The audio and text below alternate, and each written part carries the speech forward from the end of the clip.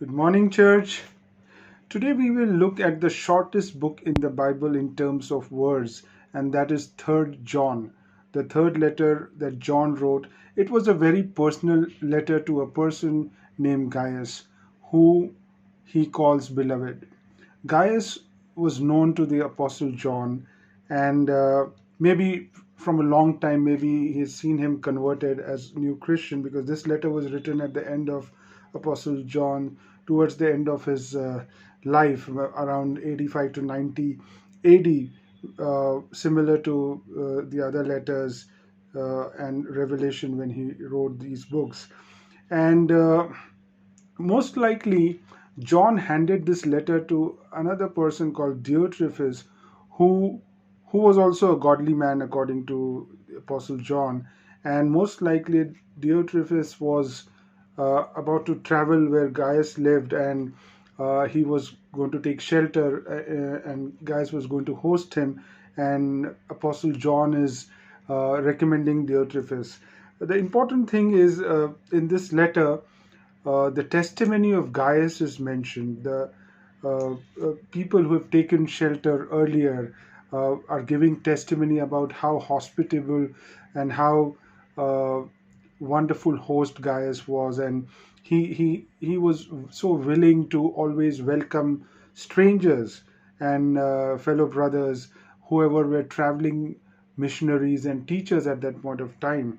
And if we look at that time when people used to travel, they used to live in others' homes. Mostly, the believers were avoiding taking any favors from the Gentiles so that they won't be misconstrued, saying that they are selling the salvation or they are just taking undue advantage. So they never wanted anything to be a hindrance for the spread of the gospel, and they preferred taking help from members of the body. And this is very important because Gaius, whose spiritual health was evident to all, was one of the key persons here who was always welcoming these traveling missionaries. And this is a good example of body life. We know how we are dependent on each other. That's what the whole body life is about. And when we are uh, hosting someone, or when we are showing hospitality, we are serving the other members of the body with the heart of Christ. uh, there is this root word called Philoxenia. It's a Greek word which actually means a lot more than what hospitality English word can express. It actually is not just an act of being friendly and welcoming to guests and visitors. It is actually a code of values, deep rooted values based on religious beliefs, and it means love for strangers. So Philoxenia is a better expression of what Gaius did. He had love for strangers, and that would come only when he was receiving the love of Christ in his life on a daily basis, when he was having an active body life, and that's why Apostle John said that he was walking in the Spirit. And hospitality doesn't come easily.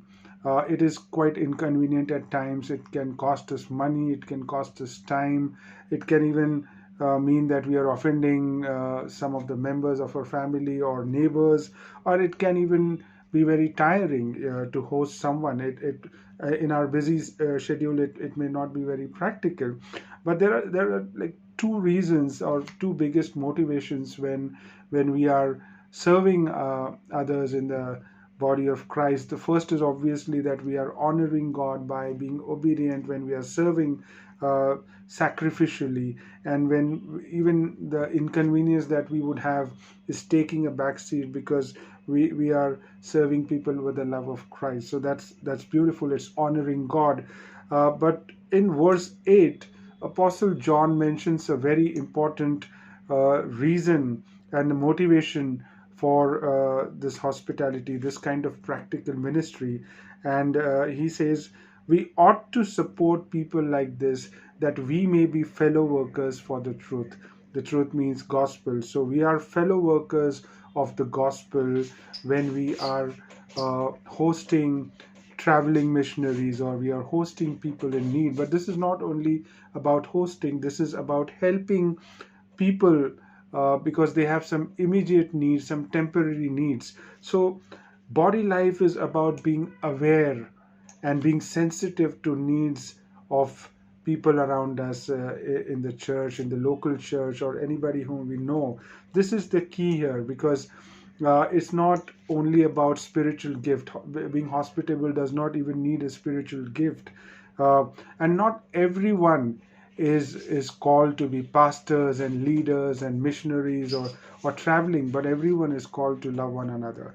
And like Gaius, we can make way for the gospel when we are opening our heart, when we are opening our hands, when we are opening our doors, and we become fellow workers of this great work of God. And this should be our biggest motivation. We make way for the gospel by helping the people who is taking this gospel to every parts of the world. And this is quite encouraging for the missionaries and as well. Think about it.